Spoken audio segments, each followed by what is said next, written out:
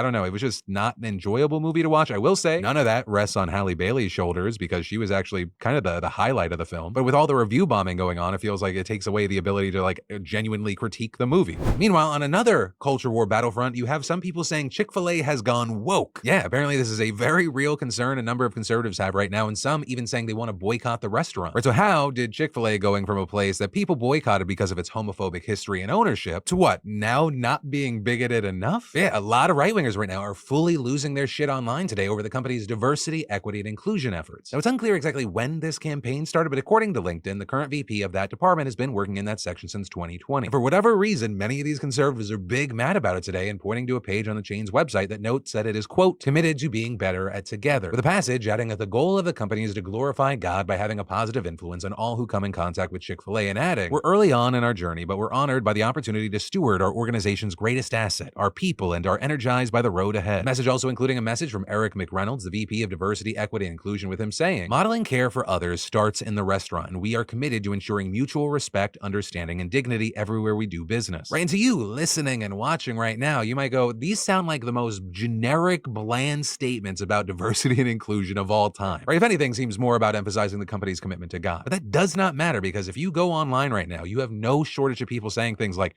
Chick-fil-A bowed the knee to the woke mob. We have a problem. Chick-fil-A just hired a VP of Diversity, Equity, and Inclusion. This is bad, very bad. I don't want to have to boycott. Are we going to have to boycott? And even our beloved Chick-fil-A has fallen to the DEI cult. It's the same agenda that's turning our beloved military woke. It's becoming an epidemic that even Christian companies are being strong-armed to participate in. Some even sharing an old clip of then Chick-fil-A CEO Dan Cathy speaking on a panel about racism during the summer of 2020, where he notably talked about repentance and saying that if you ever see someone who needs their shoes shined, you should do it. And then he walked over to a black person on the panel and shined their shoes. There's a time in which we need to have, some personal action here. Maybe we need to give him a hug too, brother.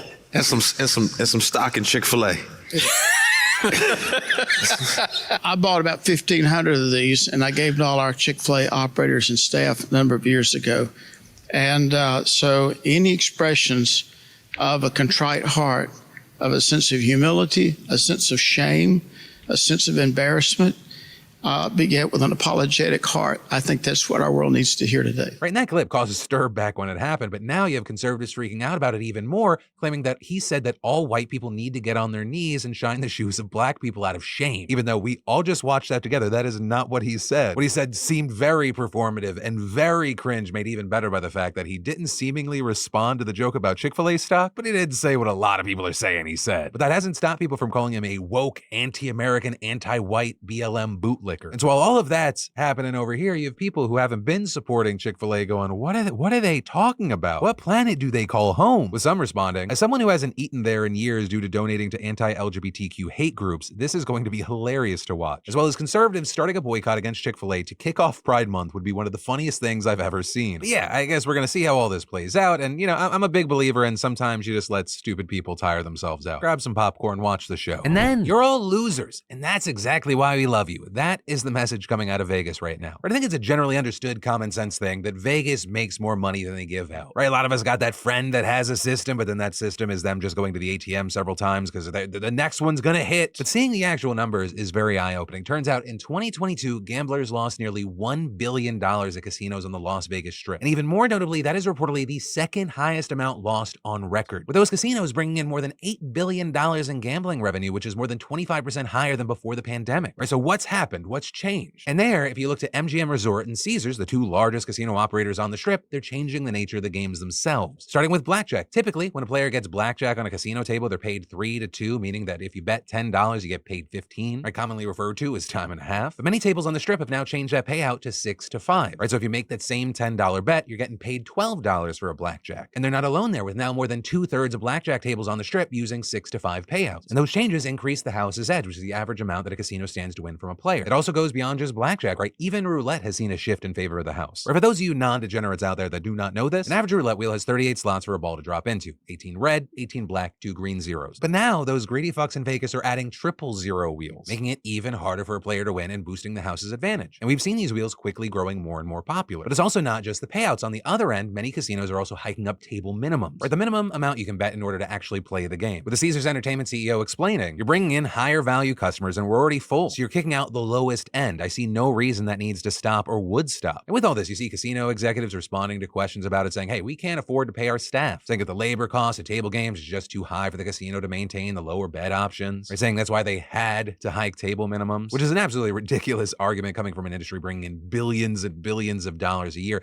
And I mean, a good chunk of dealers, for example, their income just comes from tips. But also as a way around the labor is expensive problem, many casinos are introducing electronic versions of the popular table games. Right? No human dealer, the game's completely automated. Those versions also typically offer lower table minimums. However, those are technically classified as slot machines, which brought in a record revenue of $4.6 billion on the strip last year. But with all the changes that we're talking about, not everyone's on the same page of if this is guaranteed success. Right? You've got some experts saying that casinos using this model could actually risk losing business over time, with one casino consultant explaining very simply, if you go into a casino and gamble and you lose your money fairly quickly almost every time, you don't feel like you're getting the bang for your buck. And so I'll wait to see how everything plays out. I gotta pass the question off to you. What are your thoughts on this one? Especially if you're a frequent gambler or you just work in the industry. And then, sadly, there are people out there who live to find ways to scam us, using our data for phishing attacks, getting passwords, committing identity theft. I can go on. So the biggest question is, are you protecting yourself? Because thanks to the fantastic sponsor of today's show, NordVPN, or more directly, nordvpn.com/PhillyD, you can start protecting yourself and loved ones today. Here on the team, we try to make sure everyone's protected up by NordVPN. And one reason is the number of foreign sites we have to access to research to bring you the news. And using the NordVPN proxy extension makes it a no-brainer when browsing those sites. Their proxy extension is a lightweight VPN that helps protect your privacy, bypass censorship, and keep you safe while browsing the internet or even playing browser games. It's also not only foreign websites. There are a lot of internet shops abroad that offer products that you can't get here. And with a proxy extension, it's automatically there when Lindsay or myself are shopping. And it loads faster and takes fewer resources when logging into an app. And NordVPN doesn't collect activity logs. Your business is your business. So protect your privacy now and go to nordvpn.com/PhillyD to get a huge discount on a 2-year plan plus an additional 4 months free. That's nordvpn.com/PhillyD. It's all risk-free with Nord's 30-day money-back guarantee. And then there's an all-out war going on within the Texas Republican Party that we gotta talk about. Right? This is connected to last week when we talked about how a battle was brewing after Texas Attorney General Ken Paxton called for the Speaker of the House, Dade Phelan, to step down. That notably after he presided over the floor while seemingly drunk out of his mind. But then, boom, just a few hours after that, the Republican-led General Investigating Committee announced that they had actually been investigating Paxton for months. And just 2 days later, the committee unanimously recommended that Paxton be impeached and removed from office. And over the weekend, we actually saw the House officially vote to impeach Paxton. And this is absolutely massive for two main reasons. First, because it's just insanely historic. In Texas's nearly 200-year history, only 2 public officials have ever been impeached, with the most recent being around 5 decades ago. And the second is that the vote to impeach had a huge margin, 121 to 23. There was a metric ton of bipartisan support, and in fact, a majority of Republicans actually voted in favor of impeachment. And the reason we're talking about this now isn't just to get you up to speed, but also because just yesterday, the Texas State Senate adopted a resolution outlining how the impeachment trial will play out there, specifically stating that the lieutenant governor who will preside over the trial will set a date for proceedings to start no later than August 28th. So with that, we know the what's next, but also I want to dive deeper into why Paxton has been impeached. And with that, I will say buckle up because there are a lot of layers to this, and what we talked about last week just barely scratches the surface, right? Because in total, there are a full 20 articles of impeachment against the AG, including bribery, abuse of public trust, dereliction of duty, and more. And while there is a wide range of allegations, many of them first surfaced in October of 2020. That's when 7 of Paxton's top aides published a letter that they sent to the AG's Director of Human Resources accusing him of several crimes. And with that, asking the FBI to launch an investigation, which it did. And the staffers claimed that Paxton had abused his office to benefit Nate Paul, an Austin real estate developer and friend of Paxton's, who also just happened to donate $25,000 to his 2018 campaign. And specifically, many of the impeachment articles concern Paxton's alleged efforts to try and protect Paul from an FBI investigation he was facing in 2020. This including attempting to interfere in foreclosure lawsuits and issuing legal opinions that benefited Paul, improperly obtaining undisclosed information to give him, and